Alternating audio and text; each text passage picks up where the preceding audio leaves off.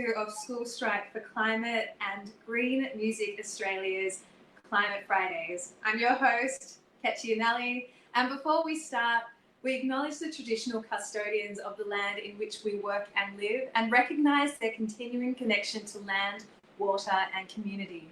We pay our respects to elders past, present and emerging. Climate Fridays is here to energise you to stay active during the pandemic in stopping fossil fuels expansion and strengthening solidarity between First Nations, school strikers and the Australian music community. To kick things off, we're going to be joined by an amazing performer who, at the age of 15, wrote a song that helped her win the National Triple J Unearthed competition and the Young and Vanda songwriting competition. From Naarm, Melbourne, can you please make her feel welcome, Gretta Ray.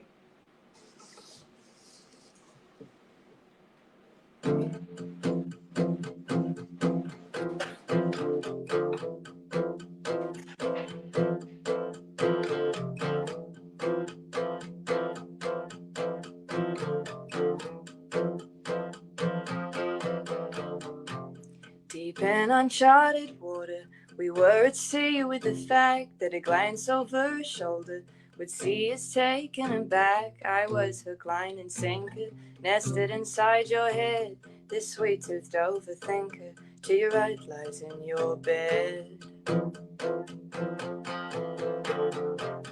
Apathy at its finest has got a tight hold on us. Well, 'tis the season for it.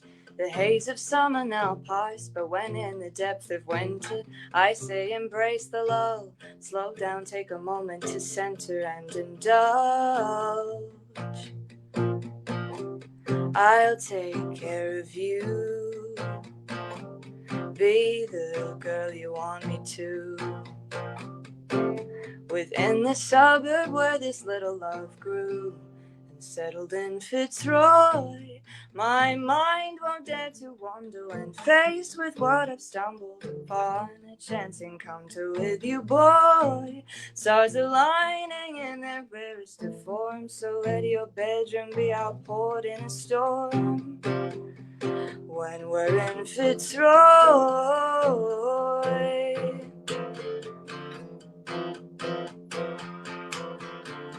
unashamedly hopeless romantics and desperate artists at best, spending my time in small venues. You spend your days at a desk when walls cave in around you. Know this redeeming thought: I wait at home to greet you. I'll treat you like you're a god.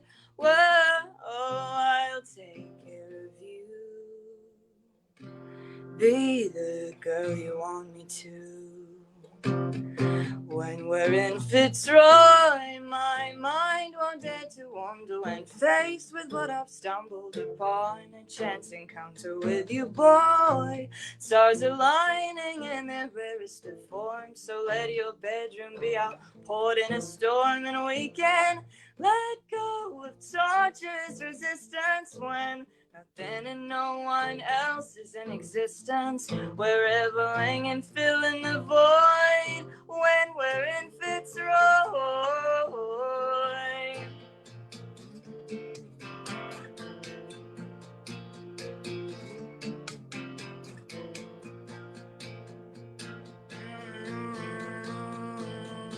I'll take care of you. Be the girl you want me to. When we're in Fitzroy, my mind won't dare to wander when faced with what I've stumbled upon. A chance encounter with you, boy. Stars aligning in their rarest of forms. Let your bedroom be outpoured in a storm, and we can let go of torturous resistance when nothing and no one else is in existence. We're reveling and filling the void. We're reveling and filling the void. We're reveling and filling the void when we're in Fitzroy.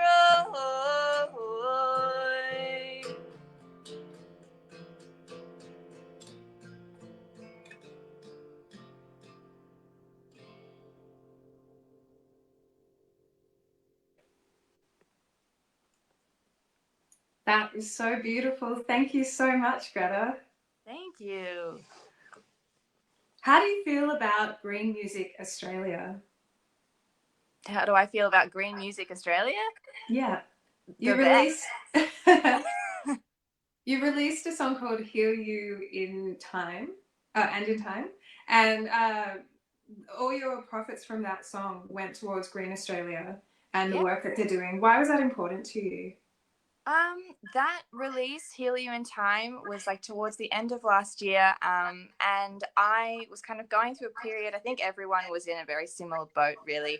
I was feeling pretty helpless with the Australian bushfires and really overwhelmed. And I was working on my debut album at the time. I was in Sydney, which was just completely clouded with smoke at the time. And I would walk to the studio every day and kind of be in this surreal experience and feeling like I wasn't doing anything to contribute and feeling like everyone wanted to fix it, basically.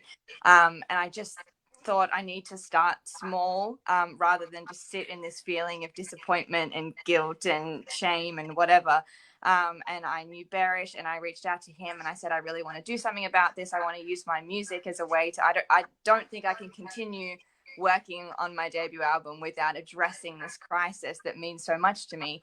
So I had a song that I had written around the same time I was working on my album that was about my relationship with the outdoors, essentially, and my feelings about climate change. And I decided I wanted to release it in a way that would, find a way to benefit the cause. And I just decided that Green Music was a perfect partner because I love the work that they do. And we got to make some merch together, and it was really great getting to collaborate with them. Yeah. Now on, and in March we were hit with the pandemic. That's COVID-19. The song that you played for us is When We're in Fitzroy. Can you tell me a little bit about that song and how it relates to how we're feeling right now? Yeah. The reason that I chose, clearly that's, a love song, but I wanted to play When We're in Fitzroy because I do feel like, in this period of time, I'm not in Fitzroy currently, I'm in Coburg, but I did used to spend a lot of time in Fitzroy. And in this very strange period of time where we're kind of locked down and in these inner city suburbs, that was a song that I wrote where I was really celebrating the environment of an inner city suburb and really romanticizing it. And I think that is, you can still, in terms of the 5 kilometer radius where we can go out and, go for those 1 hour exercise or walks a day or whatever you do. I've been going down to Ceres, which is near my house, and just really focusing on appreciating the little things and the fact that I still can go to those spaces. And we are in a really beautiful area. So I wanted to sing that song as a kind of ode to the fact that though we're locked down at the moment, and that's really, really hard, we also have the advantage of being in beautiful Nam. And That's really great to hear. And to continue this conversation, because this is a part of School Strike for Climate and Green Music Australia, we're going to be joined by 2 more amazing people, starting off with Amelia Telford. She's the National Director for SEED, Indigenous Youth Climate Council, and she's currently in the Northern Territory. How are you doing, Amelia? Hey, yeah, going really well. We've had a massive day, so we're actually joining you from one of the hot springs in Mataranka. So we're swimming at the same time. That is amazing. And we are also joined by School Strike for Climate, School Striker Bailey Linton-Simpkins. How are you, Bailey? I'm great, thank you. I'm excited to be here. It's amazing that, first of all, Amelia, apart from being in such an amazing location, getting to have a dip in beautiful water, I wanted to find out why you are in the Northern Territory and what's happening there. Yeah, absolutely. And in a second, I'll introduce my colleague, Nick Fitzpatrick, who is joining me as well. But yeah, we're up here in the Northern Territory. We've been working with communities across the Northern Territory who have been standing strong against gas fracking on their country for over 5 years now. And so we are currently in the middle of the Northern Territory election. So election day is August 22nd, but the remote polling started on Monday. So, we've been out and about, ensuring that Aboriginal people get the chance to, have their say this election and raise issues that are impacting our communities. So yeah, that's why we're here at the moment, and it's been full on. So yeah, it's awesome to be joining everyone and looking forward to sort of sharing, I guess, what we're up to and how you can support. But also doing so from the hot springs and swiping away mosquitoes while we're at it. And can you please introduce who you're there with? Yeah, so this is Nick. Nick, do you want to introduce yourself? Hey, yeah, I'm Nick Miliari Fitzpatrick. I'm from Borroloola. I'm a Yanyo and Garwa man. It's like basically 600 k's southeast from Darwin in the Gulf of Carpentaria. Yeah, I've been working for Seed for a while now, 4 years or something. And what are the important issues for First Nations people in and around this election? Water is one of the main ones, because everything's drying up. Spring's drying up, like water tables, the bores are drying up. We're really worried about the water, and the fracking industry trying to go ahead and use all the water in the water table, even contaminated. Like, it's just too much risk. We're the driest continent on earth. We need to be having really strict water policies, and fight to protect it and only use it for drinking, not looking for fossil fuels. That's a bad way to go into the future. Now, at the moment, Australia and the rest of the world is under the pandemic that is COVID. And one of the ways in which our government is trying to fix our economy is through fracking. And that is I was wondering if you could explain that connection between fracking, what it is, and what it means for the waterways in the Northern Territory. Well, 90% of the territory, water, like everyone that drinks water, 90% of it comes from the water tables.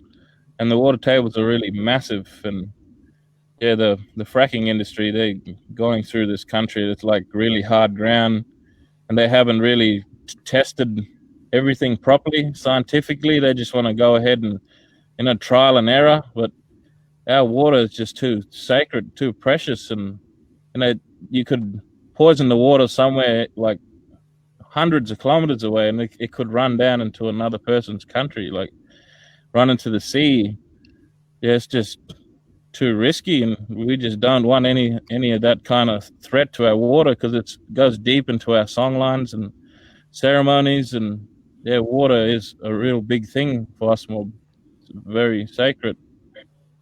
And in the continuation of fracking, these toxins that get emitted affect not only the water, the land, and the air, and also have an effect on global warming. And Bailey, I wanted to ask you, as a school striker, how does that affect you, and how do you feel about industries like this, which are using or tampering with natural resources?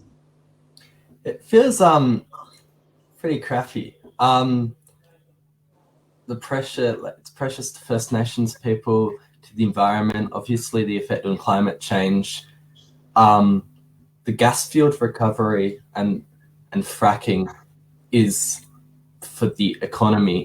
But fossil fuels aren't a smart decision. They're just, we've got renewables now. I feel like the government needs to come into 2020, into the future, and work out what it should be spending money on, who it should be giving money, and how this recovery will affect the future. I live in the city, in Sydney, and I'm very privileged. So to me, using that privilege is really important for people who aren't as privileged, and people that have a connection to the land. I live in my house, but there are people that have a really deep connection with this land, First Nations people, and we're just abandoning them. It's horrible. I feel like I need to be doing more, but I don't know what more. Like, it's just, I feel really hopeless knowing that this is happening, but it's not a good feeling at all. I don't even know what to say. It's just not happy. It's really hard, I guess, as well, as a part of a young generation coming up in Australia, growing up in Australia, having that, vision for the future. In saying that you don't know where to start, you are also doing something on September 25th, and I was wondering if you could talk about that a little bit. Yeah, definitely. So all over the world, we're having a global day of action that'll take place. That'll be in a bunch of different formats. Obviously, different parts of the world, different states are in lockdown, and we want to keep this action safe. But we're also conscious of the fact that our future is under attack. And yeah, so this action will be targeting the gas recovery that the government's proposing. It's 2 weeks out from the budget, which will make it really powerful. And we're trying to find out at the moment ways that we can take big action, make a change safely. It's a very hard time to be organising. Well, we've moved from being in and around each other to now having to kind of be online to communicate, which is great in that we're talking across different parts of Australia. Has there been an online initiative for school strikers in particular, using more social media than probably they have before? Yeah, definitely. We've had Zoom rallies, different ways to take action online. I think they're really powerful, but I think as soon as we can get into in-person action, nothing's as powerful as having people flood the streets. Nothing, we can try and make powerful actions. We've done big events, but I think it's really hard, really difficult, because it also affects people's mental health. And we're really conscious of that as well. So organising in a time that's hard for everyone in every way, it's not an easy task. You're right. Amelia, how are you going about this task of reaching out to people around an election, and also to maybe those first-time voters who have been seeing what's been happening on their country and wanting to have their voices heard by people who can actually affect change? Yeah, so we've primarily been focusing on communities within the Barkly electorate, which is everywhere right up in the Gulf in Borroloola where Nick's from, down towards Tennant Creek and lower communities down in the Sandover regions as well. These are the areas that fracking is being proposed, and these are the communities that we've been working with for quite a few years now. So we've got really existing relationships, I guess, and a lot of trust and respect within community to be able to have conversations about what issues are really important to people and how we can make sure that they get raised this election. But primarily one of the big things that we've been focusing on is ensuring that Aboriginal people in the Northern Territory have the chance to be able to make their voices heard through the electoral voting process. And what really was, I guess, a big eye opener, but something that shows the racism in our current political system. Actually, last year, over 16,000 Aboriginal people were taken off the electoral roll, and so that was done because of an automated update process that where if people's addresses didn't line up and names didn't line up and things like that, they were wiped off. A lot of people didn't know that had happened, and so the work that we have done ensuring that people are enrolled to be on enrolled to vote is one big part of that. The next part is ensuring people can actually get to the voting booths and know when voting is happening, and then the next part is people being able to make a valid vote as well. These are things that, like, I remember being Bailey's age and being in high school and not learning this sort of stuff at school, not learning about climate change and how the world works and how we can use our power as young people, as Indigenous people, as everyone together to be able to build the power that we need to change these systems and create the change that we need. But yeah, that's been a really big part of our election campaign, is just ensuring that Aboriginal people have the chance to make their voices heard, and really raise the issues that we've been working on for quite some time. And I think the one thing that I did want to just comment on as well, in terms of the question earlier about the climate impacts of fracking and the expansion of gas that we're seeing being pushed for in this country at the moment.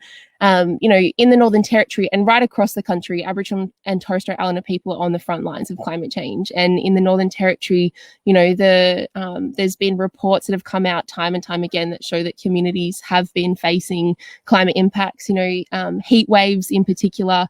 The projections that show the number of days that are projected over 30 degrees will rise to, over 311 days a year if we don't change business as usual. And that's incredibly scary. Like, housing is another really big issue that we've seen come up this election. And not just this election, it's like these are the same issues that have been coming up time and time again, regardless of, which government is in power.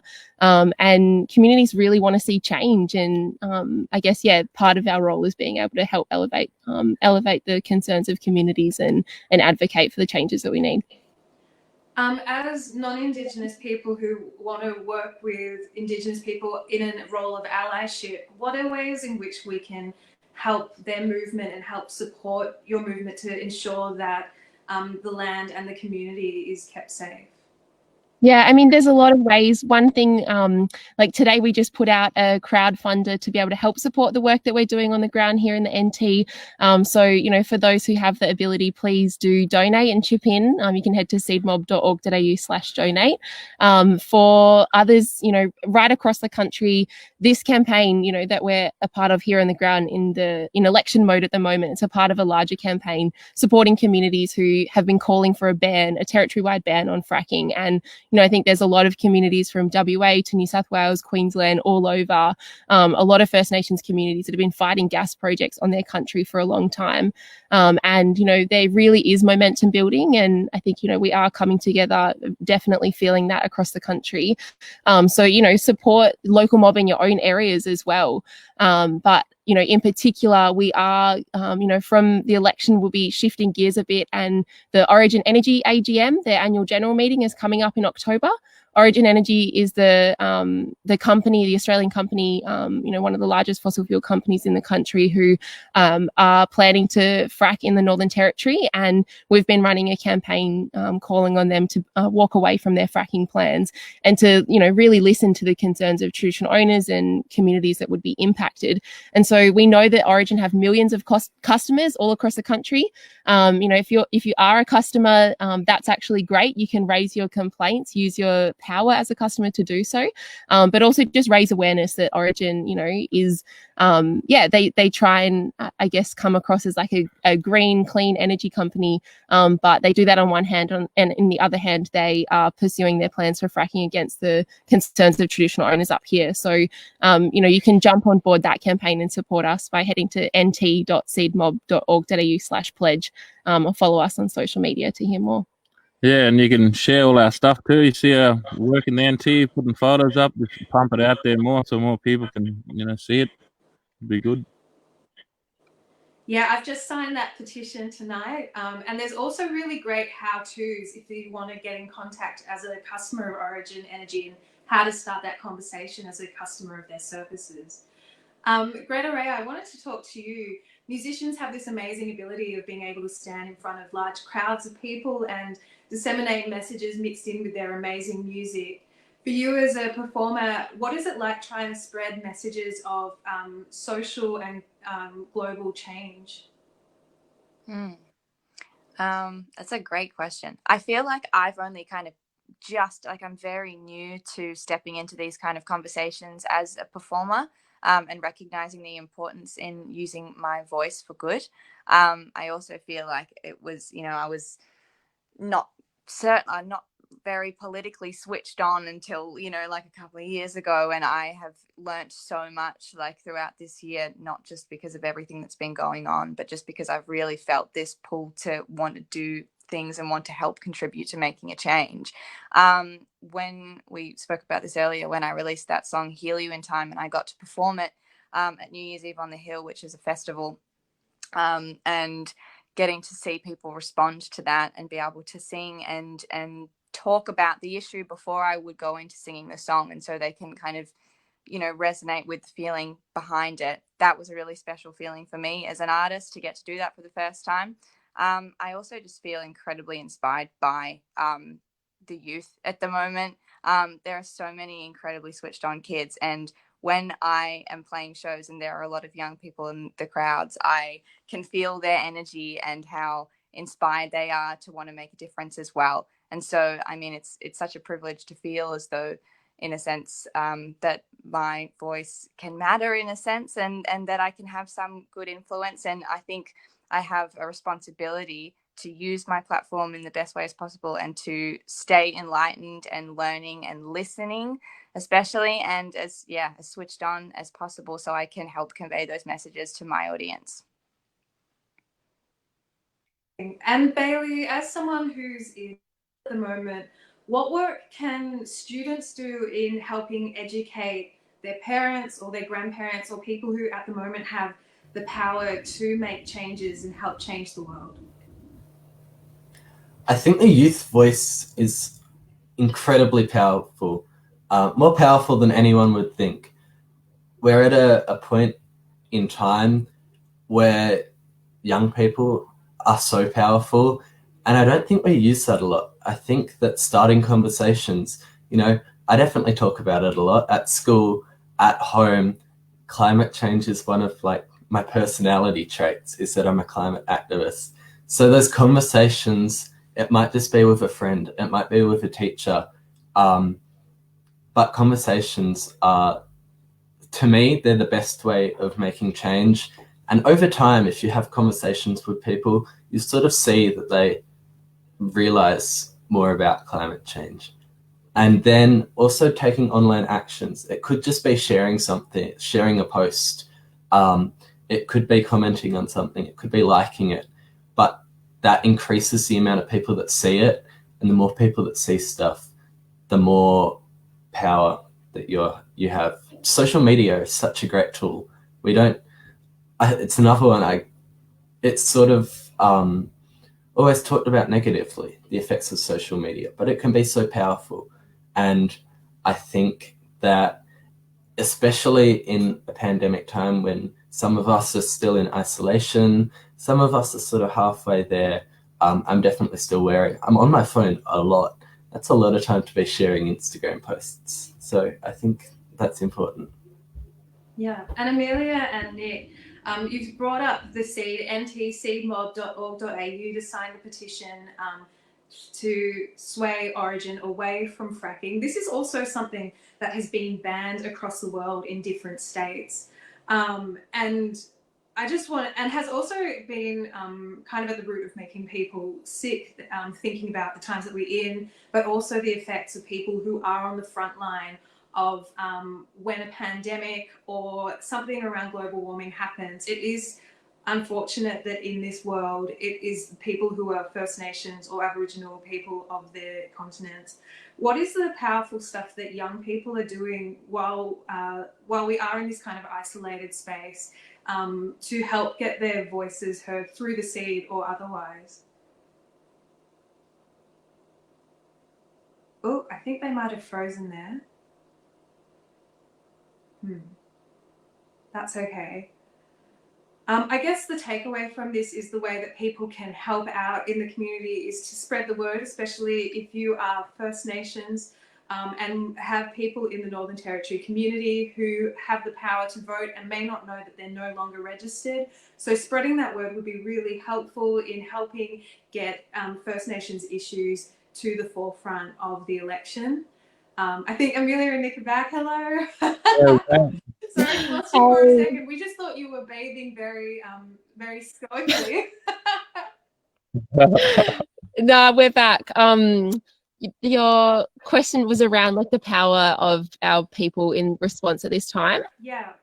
Yeah, cool. I mean, I think, and Nick, you can speak to part of this. At the moment, Origin Energy's fracking plans are on hold. They announced that back in March, because of the concerns that were raised very quickly from Aboriginal communities up here and across the country. The leadership of Aboriginal communities in the face of this crisis has been incredible, and I think it shows that when First Nations communities are, in a position to lead, our leadership actually, is we ultimately, our leadership is leading for everyone. And if things, you know, if we see justice for our mob, that's justice for everyone. And it was the leadership of Aboriginal communities that, you know, did put in the lockdowns in place, you know, because if COVID did reach communities up here, it's just, you know, we've seen pandemics hit communities before, and, you know, there's just so much that I just don't even have words sometimes, because the thought of it is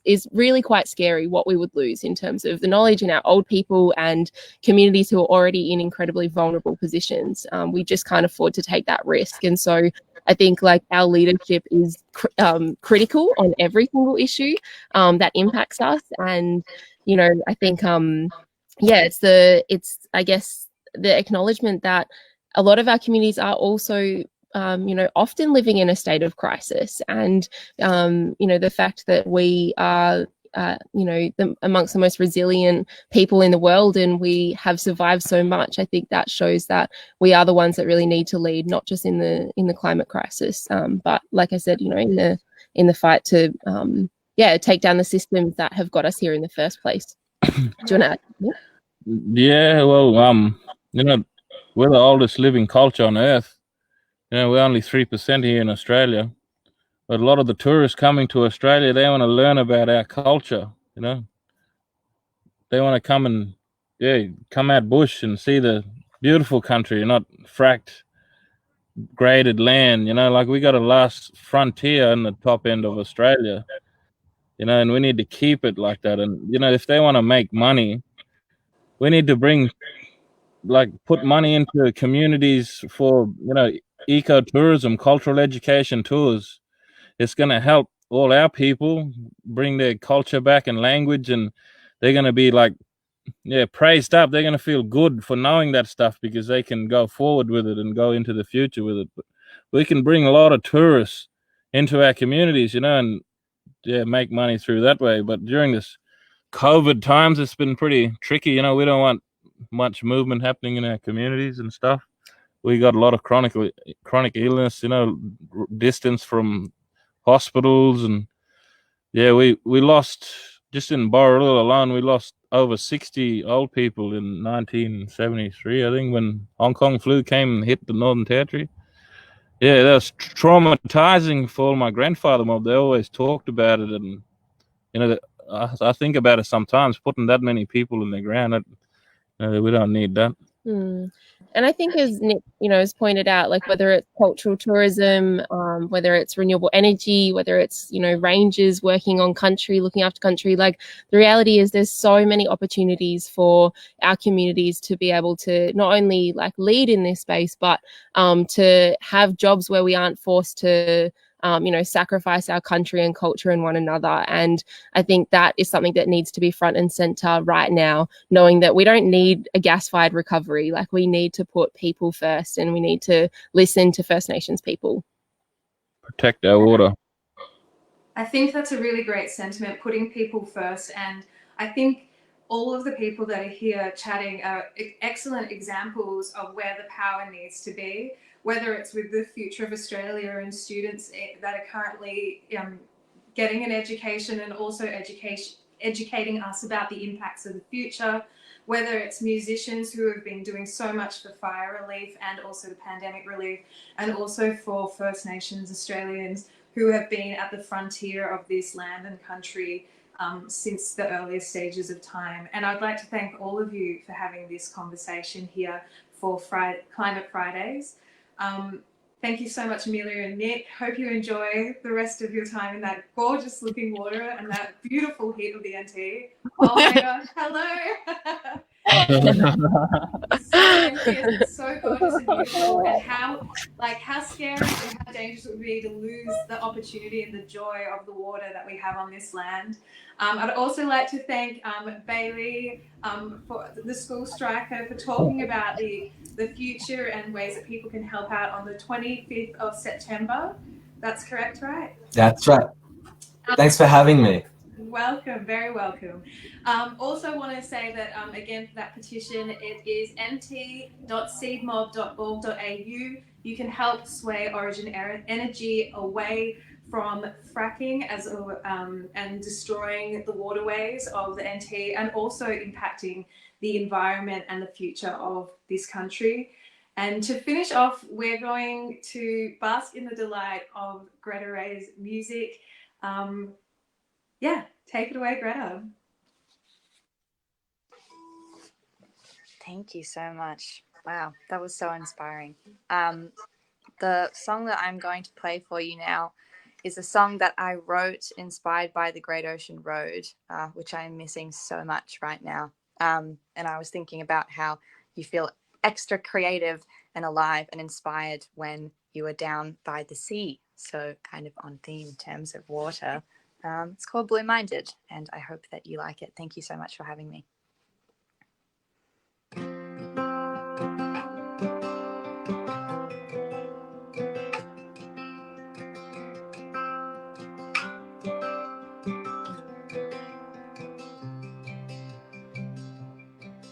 To calculate the time that I spend counting all the colors in your irises, I fear it may take as long as you felt that it took me to make a move.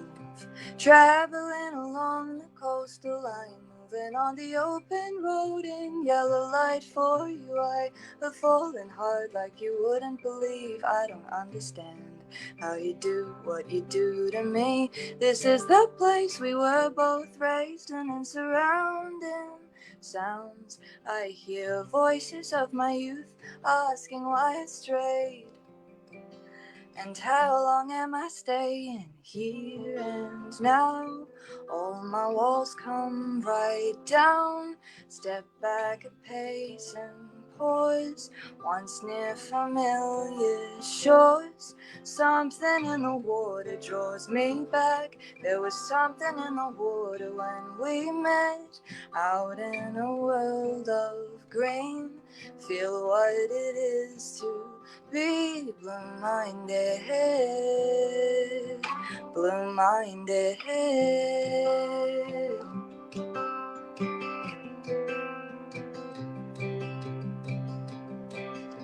I am loving waking up to you. You were like a holiday I planned that fell through, but I'll take it now. Be my sweet escape, baby. Forget the protocol. The land whereon we both grew strong. You say we're all scared kids inside the bodies of adults, attempting to keep on, to find someone to lean on here and now. All you walls come right down, where we can heal and hide, where there are trees for skies. And as you light a fire in the living room, I feel you light a fire inside me too. Come back to what you need, know what it is to be blue-minded, blue-minded. Ooh, ooh.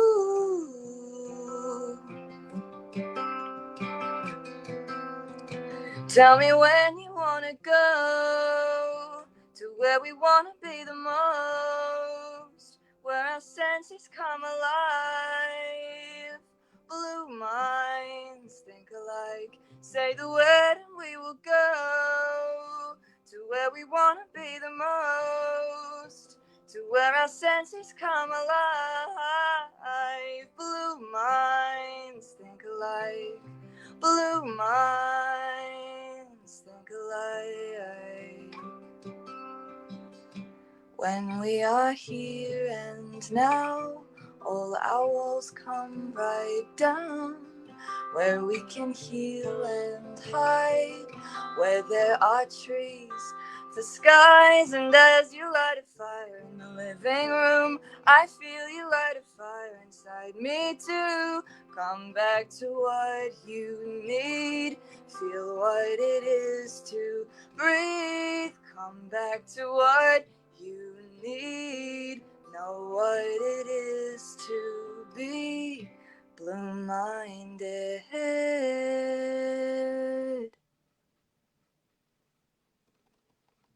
So beautiful. Greta, your voice is absolutely glorious to listen to on a Friday. Thank you so much for sharing that song. Thanks for having me. It's been our absolute pleasure. Such a great way to kick off season 2 of Climate Fridays, brought to you by School Strike for Climate and Green Music Australia.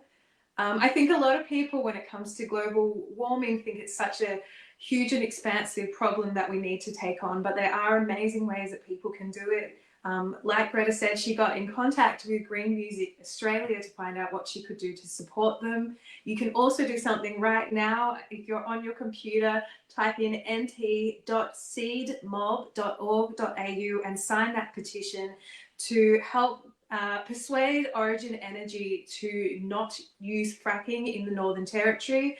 The Northern Territory is connected to one water tunnel, and so if it is polluted by the act of fracking, then it can have devastating effects on the land, water and air, and also destroy sacred sites and make people sick. So you can also, if you're legally able to vote, help vote and make sure that Australia is safe. Spread the word about what's happening in the Northern Territory with people who may have lost their spots on the voter rolls. You can always spread the word through social media, as well as that School Strike for Climate have an event on the 25th of September. And you can always talk to your friends and family and tell them about what's happening in the world.